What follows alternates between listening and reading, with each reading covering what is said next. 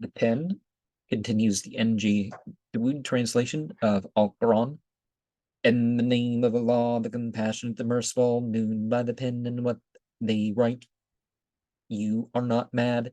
Thanks to the favor of your Lord, a lasting recompense awaits you, for yours is a sublime nature. You shall before long see, as they will see, which of you is mad. Your Lord knows best those who stray from his path, as he knows best those who are rightly guided.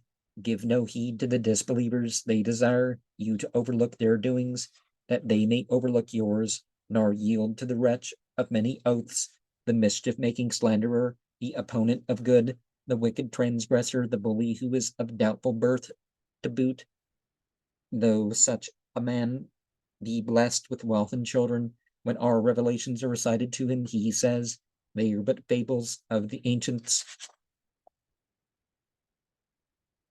On the nose we will brand him. We have afflicted them as we afflicted the owners of the orchard, who had declared that they would pluck its fruit. Next morning, without adding any reservation, a visitant from your Lord came down upon it while they slept, and in the morning it was as black as midnight. At daybreak they called out to one another, saying, hurry to your orchard, if you would pick its fruit. And off they went, whispering to one another, no beggar shall enter the orchard today. And thus they went out, fixed in their resolve. But when they saw it, they cried, we have been wrong. We are utterly ruined. The most upright among them said, did I not bid you praise Allah, glory to our Lord? They answered, we have assuredly done wrong. And they began to blame one another. Woe to us, they cried, we've been great transgressors. We hope our Lord will give us a better orchard in its place. To our Lord will we turn. Such was their punishment, but the punishment of the life to come is more terrible, if they but knew it. With gardens of delight, the righteous shall be rewarded by their Lord. Are we to treat alike the true believers and the guilty? What has come over you that you should judge so ill? Have you a scripture that promises you whatever you choose? Or have we sworn a covenant with you, a covenant binding till the day of resurrection, that you shall have what you yourselves ordain? Ask if any of them will vouch for that. Or have they other deities besides the law? Let them produce them, if what they say be true. On the day the dread events will unfold, and they are told to prostrate themselves, they will not be able.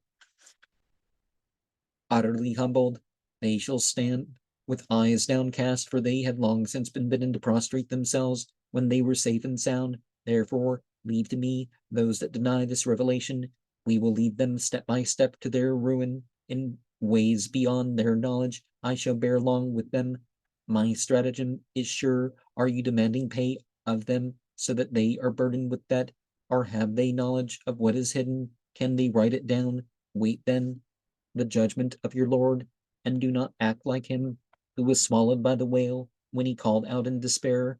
Had his Lord not bestowed on him his grace, he would have abandoned in the open to be blamed by all, but his Lord chose him for his own and made of him a righteous man.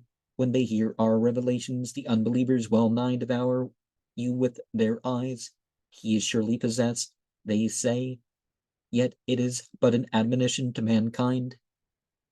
And verses 51 and 52 are used as a cure for the evil eye.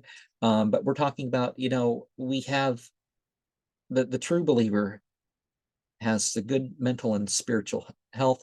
And this chapter is very interesting in its number multiples with the letter noon and the letter meme.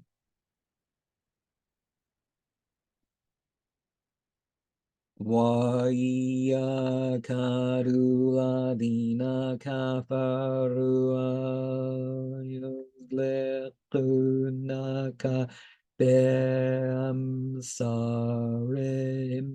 لَمَّا سَمِعُوا الذِّكْرَ وَيَقُولُونَ